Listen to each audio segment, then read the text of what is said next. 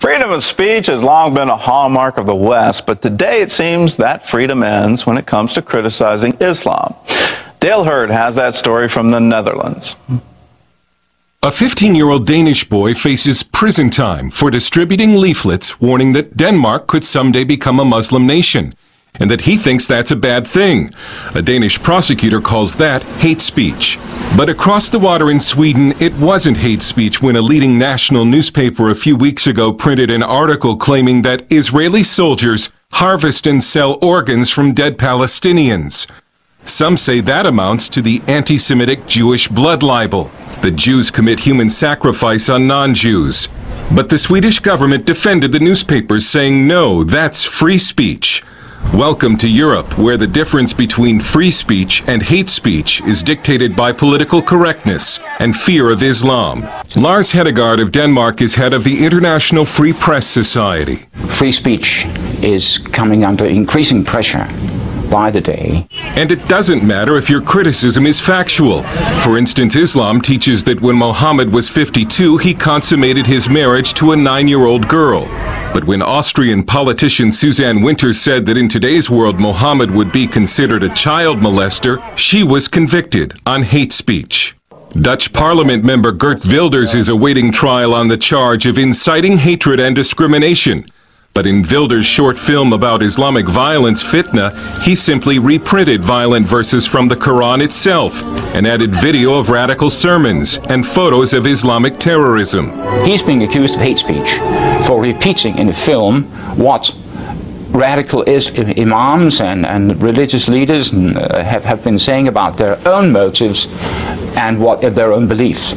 And the censorship of criticism of Islam is here in America as well. This is a new book about the 2005 Danish Mohammed cartoon controversy, the cartoons that shook the world.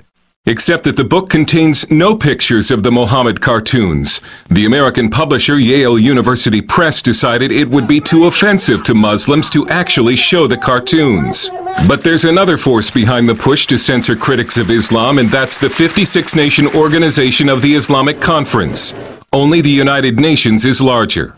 In 2008, the organization of the Islamic Conference laid out a 10-year plan for the suppression of free speech and for introduction of laws that would prevent criticism of religions. Read Islam.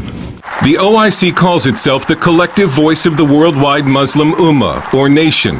It has its own Declaration of Human Rights, the Cairo Declaration.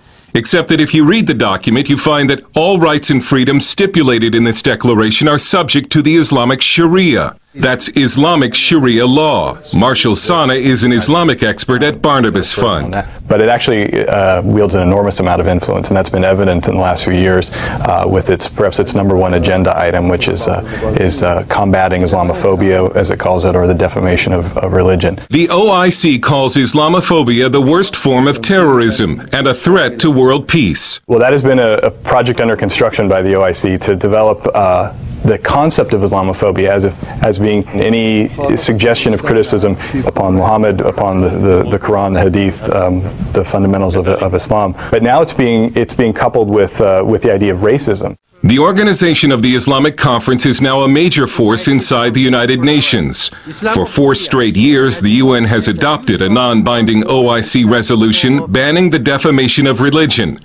Observers say the ultimate goal of the OIC is to get a UN law criminalizing criticism or blasphemy of religion, even though Wilders says that in the Muslim world, respect for religion only goes in one direction.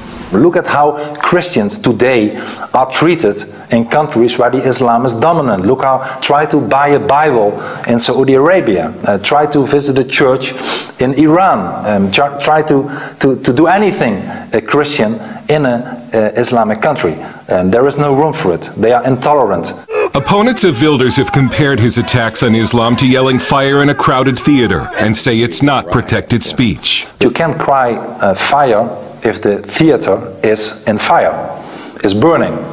And unfortunately, our societies are burning. The Islamization is unfortunately very strong. Supporters of Wilders say the right to free speech itself is on trial, and that if Wilders loses, it will be the ultimate religious, political, and cultural capitulation by the Dutch government to Islam. But the Wilders case is just a small part of a growing worldwide phenomenon, the censorship of any speech that criticizes Islam. You'd better care, because this is a road circus that's coming your way. Don't think it won't happen to you. Don't think it won't happen to the United States. Dale Hurd, CBN News in Western Europe. Well, I hope we wake up. I mean, you get into these code words. I remember when I first heard the phrase hate speech, I understood where that was going. That all speech is free and open and protected by the First Amendment except for hate speech. And that would be something that would be used to limit our First Amendment rights. And here you see it.